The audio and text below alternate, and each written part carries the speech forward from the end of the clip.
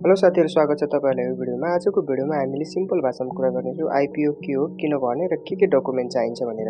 अनि कसरी भर्ने भनेर चाहिँ नेक्स्ट भिडियोमा चाहिँ कुरा गर्नेछौँ। म भरेरै देखाउनेछु। आईपीओ जसलाई हामी इनिशियल पब्लिक अफरिङ भनेर भन्छौँ र सरल भाषामा भन्नु पर्दाखेरि कुनै पनि कम्पनीले जब आफ्नो शेयर चाहिँ पहिलो पटक सर्वसाधारणलाई बेच्छ, सो त्यसरी बेच्नको लागि आएको शेयर त्यसलाई नै हामी आईपीओ भन्छौँ।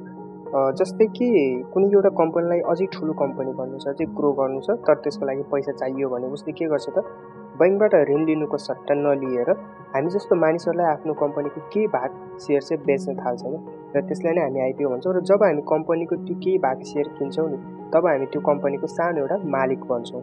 र अब आईपीओ किन भर्ने भन्दाखेरि जब हामी कम्पनीकै मालिक भइसकेपछि अवश्य पनि प्रफिट कमाउन तपाईँले 1000 को आईपीओ भन्नुभयो भने त्यो 10,000, 15, 20, 30, 40,000 पनि जान सक्छ। सो यसरी सर्टेन प्रफिट कमाउनको लागि पहिलो कुरा, र दोस्रो कुरा शेयर बजारमा इन्ट्री गर्ने पहिलो चरण आईपीओ हुन सक्छ। जब तपाईँ आईपीओबाट सुरु गर्नुहुन्छ तब तपाईलाई इन्ट्रेस्ट लाग्दै जान्छ, रुचि चाहना जाग्दै जान्छ र शेयर मार्केटको बारेमा थप बुझ्दै जानुहुन्छ। तपाईँ बिगिनर हुनुहुन्छ र शेयर मार्केटमा जान चाहनुहुन्छ भने तपाईले आईपीओबाट सुरु गर्नु एकदमै प्रभावकारी हुन जान्छ। सो त्यसकारण आईपीओ चाहिँ विशेष प्रफिटको लागि, दोस्रो भनेको शेयर बजारमा छिर्नको लागि चाहिँ आईपीओ तपाईले भर्न जरुरी छ।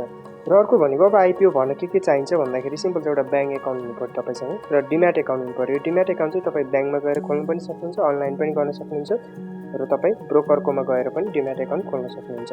त्यसपछि जुन ब्याङ्कमा एकाउन्ट छ त्यो ब्याङ्कसँग चाहिँ तपाईँले सिआरएसमा फर्म भर्नुपर्छ, जसले गर्दा ब्याङ्कले तपाईँलाई सिआरएन नम्बर दिन्छ। त्यो सिआरएन नम्बर पनि तपाईँसँग हुनुपर्छ। र अर्को भनेको तपाईँले मोबाइल ब्याङ्किङ अनि मेरो शेयर एकाउन्ट चाहिँ हुनुपर्यो तपाईँसँग।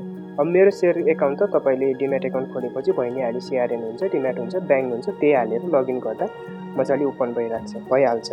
सो आज हामीले कुरा गऱ्यौँ आईपीओ के हो, विशेष गरी किन भर्ने र के चाहिन्छ भन्ने कुरा गऱ्यौँ।